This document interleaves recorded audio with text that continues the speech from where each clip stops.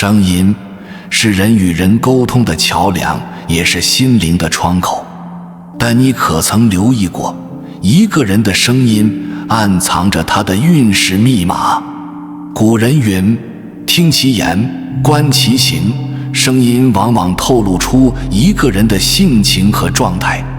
有人声如洪钟，铿锵有力；有人声似流水，柔美婉转；有人言语活而不废，有人开口成利器。这些声音的差异不仅反映了说话人的性格特点，更隐含着他们的命运轨迹。正所谓语声者，人之性情之音也。古代圣贤通过听声辨人，就能洞悉一个人的过去与未来。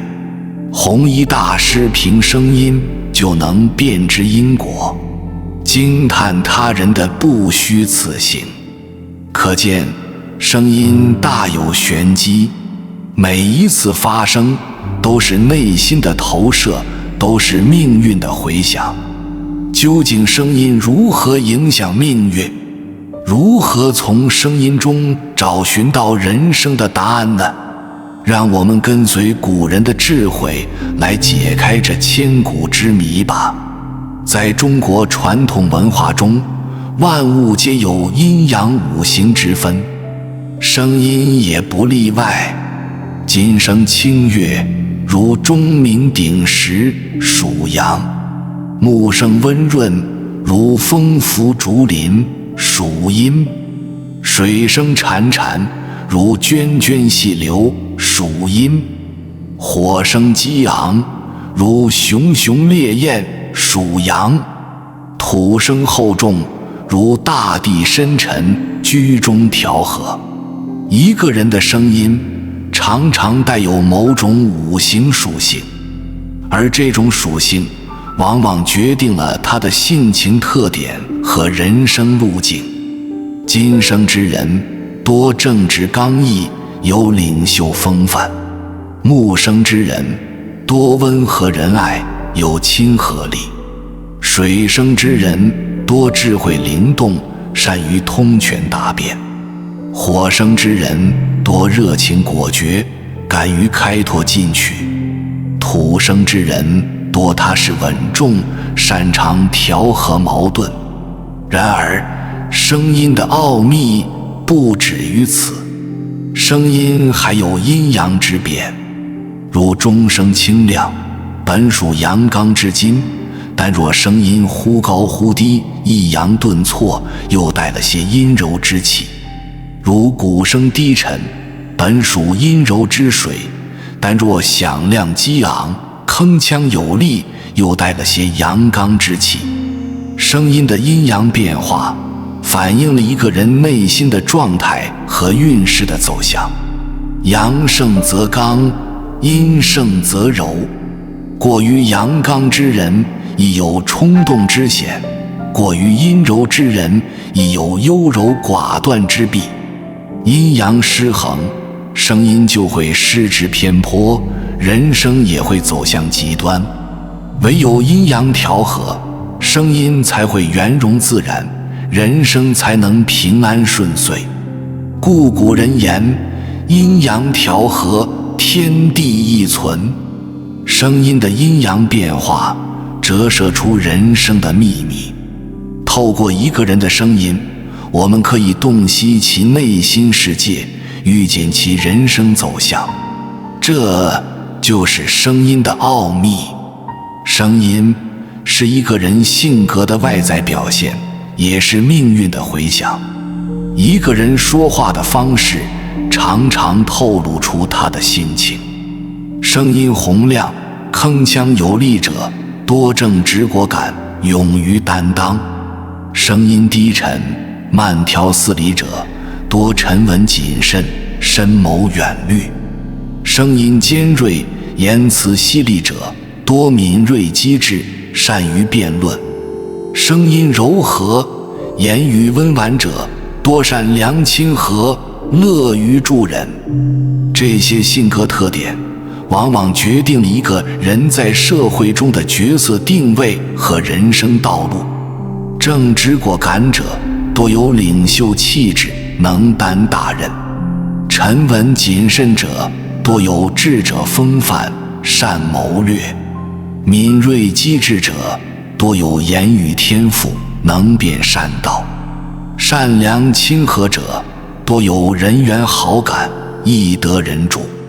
可见声音折射性格，性格决定命运，但命运又何尝不影响声音？一个人的声音会随着命运的起伏而变化，这种变化有时细微，有时巨大。当一个人事业有成，步入上升期时，他的声音会变得更加洪亮自信；当一个人陷入低谷，处于困顿期时，他的声音会变得低沉无力；当一个人心情愉悦，充满正能量时，他的声音会变得欢快悦耳；当一个人心情低落，充满负能量时，他的声音会变得沙哑生硬。昔日好友重逢，往往惊诧于彼此声音的变化，这种变化正是命运沉浮的写照。记得鲁迅先生在《朝花夕拾》中写道，有的人声音变了，说明他已经变了；有的人声音没有变，说明他还是原来的他。一个人声音的变与不变，也正是他命运的显化。当然，命运对声音的影响也并非不可改变。当一个人通过努力改变了自己的命运时，他的声音也会发生变化。曾经的我声音低沉，缺乏自信，那是因为我对人生迷茫，对未来忐忑。但自从我找到了人生的方向，并为之不懈努力后，我的声音变得昂扬有力，因为我的内心充满了希望和勇气。所以，声音不仅是命运的回响，更是我们改变命运的力量。在中国古代，声音的奥秘早已被先贤们所洞悉，他们通过听声辨人，窥见了人生百态，参透了世间真谛。相传，春秋时期的晏子就是一位善于听声辨人的大师。一日，晏子听到一个农夫在田间唱歌，歌声悠扬婉转，如泣如诉。晏子叹道：“此人必有忧伤之事。”果然，那农夫正在田间哀悼他刚去世的妻子。又一日，晏子听到一个樵夫的号子声，声音高亢嘹亮，气势如虹。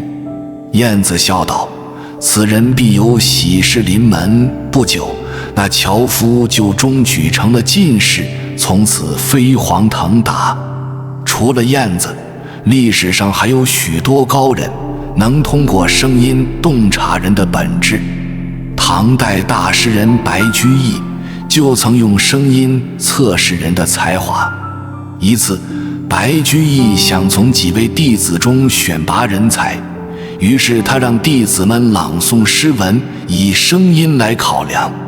有个弟子朗诵时，声音铿锵有力，气势磅礴。白居易听后说：“你的声音太过强势，容易盛气凌人，难以团结他人，恐怕难成大器。”后来此人果然因傲慢而事业受挫。另一个弟子朗诵时，声音柔和悦耳，抑扬顿挫。白居易听后大喜，说：“你的声音圆融动听，定是一个善于沟通、富有同理心的人，将来必成大业。”此人后来果然学有所成，文章流传于世。然而，古代最为神奇的听声辨音，当属民国时期的弘一法师。有一次，一个商人来拜访弘一法师，请法师评价他的功德。